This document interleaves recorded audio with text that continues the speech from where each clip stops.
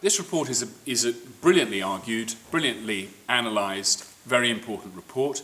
It is important to see it in context. And the context is that in regional theatres like this one here in Bristol, we've been in receipt of a triple whammy. First of all, our core funding was cut in the austerity measures. Secondly, across the country, local authorities have reduced their investment in the arts. Thankfully, in Bristol, it's been at least kept steady. And thirdly, as we all know, the philanthropic and sponsorship income, which we've been encouraged to raise, is far harder to raise in the regions than it is in London. What that means is that in any regional theatre, and even here, where over the last year we've smashed box office records with Peter Pan last Christmas, with Midsummer Night's Dream playing to 26,000 people in the spring, and Bristol Proms breaking the capacity record for the number of bodies in this beautiful theatre. And even now, when we have a hit show, Neil Bartlett's Great Expectations, a 5-star show playing on this stage, we're absolutely in the margins of viability. We're looking day by day about whether we can afford to create our next year's programme. And that's because of that triple whammy. The reality is precarious. In terms of the analysis the report makes, it's brilliantly vivid. 75% of the investment going to 15% of the population in London, and disproportionately lottery funding going to London. And that's clearly not fair. The argument can be made on the basis of fairness, but actually I prefer to make it on the basis of opportunity.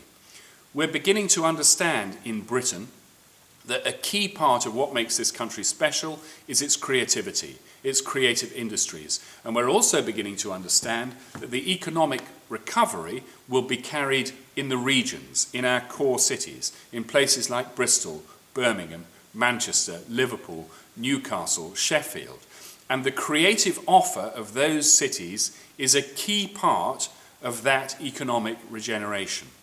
So I would say that we need to put more money into the regions in order to support that economic recovery, because we all understand that when we're talking about ourselves nationally and internationally, creativity is a key part of what makes us special as a nation.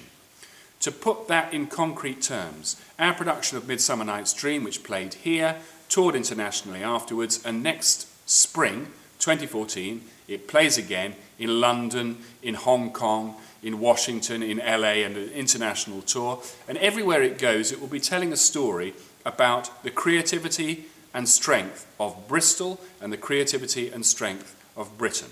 And if we don't adjust our investment, we won't have those shows to tour, to export, and to celebrate our culture with in the future. In terms of the means of putting the problem right, the report seems to recommend taking money away from London and giving it to the regions. I don't think that's necessary. We all know that London requires investment, and we all know that London is a fantastic ferment of cultural activity and does a huge benefit to the country through its successes.